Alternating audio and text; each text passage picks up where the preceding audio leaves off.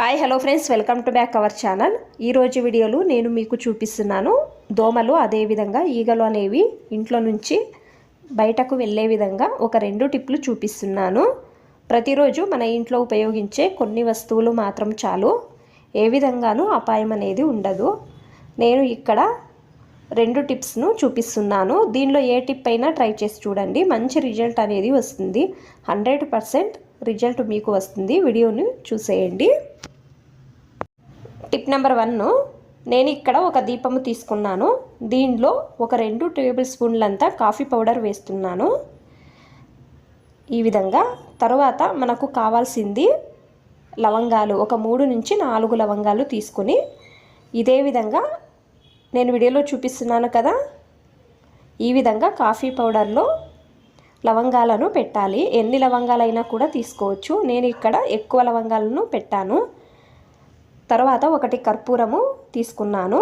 Coffee powder మధ్యలో కర్పూరాన్ని పెట్టండి. ఈ కర్పూరాన్ని వెలిగించి సాయంకాలం టైంలో ఇంట్లో పెడితే ఒక దోమ కూడా ఇంట్లోకి రాదు, అదేవిధంగా ఈగలు కూడా రావు. ఇంట్లో ఉన్న ఈగలు దోమలు కూడా బయటకు వెళ్ళిపోతాయి.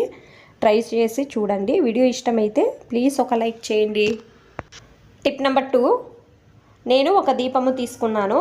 దీనిలో పసుపు వేస్తున్నాను. తర్వాత ఒక 4 లవంగాలు తీసుకున్నాను. ఈ లవంగాలను పసుపు లోపల పెట్టండి. ఇది ఒక మంచి టిప్ అండి.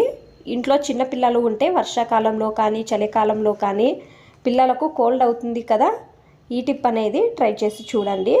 పసుపు లోపల లవంగాలను పెట్టాను కదా, తర్వాత దీని మధ్యలో 1 కర్పూరము పెట్టండి. ఈ విధంగా కర్పూరం పెట్టి వెలిగించండి. వెలిగించిన తర్వాత మనకు పసుపు పొడి అదేవిధంగా లవంగాలది ఒక మంచి స్మెల్ అనేది మన ఇంటి లోపల అంతా మంచి స్మెల్ వస్తుంది. ఆ స్మెల్కి ఒక దోమ కూడా ఉండవు, ఈగలు కూడా ఉండవు. అదేవిధంగా హెల్త్కి కూడా మంచిది. అందరూ కూడా ఒకసారి ట్రై చేసి చూడండి. ఈ వీడియో ఇష్టమైతే ప్లీజ్ ఒక లైక్ చేయండి. ఎక్కువ మంది నా ఛానల్ని సబ్స్క్రైబ్ చేసుకోకుండా చూస్తున్నారు, ప్లీజ్ సబ్స్క్రైబ్ చేసుకోండి. Thanks for watching. ధన్యవాదాలు.